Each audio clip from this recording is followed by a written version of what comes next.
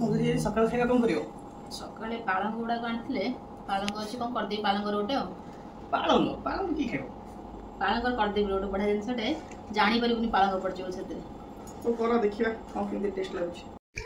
आजिकालिका पिलांको पुष्टिकर खाद्य जमा भी भल लागेनी जेमिति पालंग तो मु भाबिली पालंगर परडा टिके बने देबी।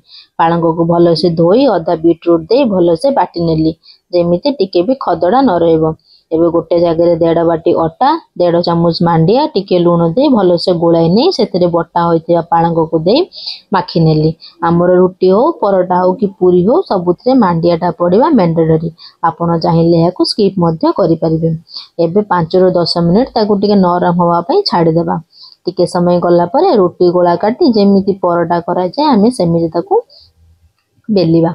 तो मु एथिरे अटा दे बेलिची आपण चाहिले एथिरे तेल दे मध्य बेली परिबे। पालंग को न बाटी आपण सिझेई मध्य आकू रुटी हो परोटा हो पूरी हो किछरे भी आपण करि परिबे।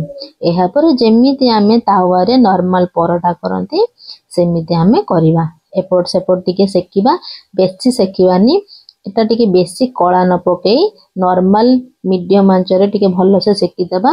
मु एथिरे घियो दे टिके सेकिची आपण चाहिले तेल कि बटर दे सेकी परिबे। एबे हेई गला हमर सखाळर ब्रेकफास्ट या संग को आलू कसा चटनी टिके आ स्वामींकर जूस ए जूस तार रेसिपी मु आपण मान को आगुरु शेयर करछि। एबे देखंतु हमर रेडी हो गेला सखाळर ब्रेकफास्ट।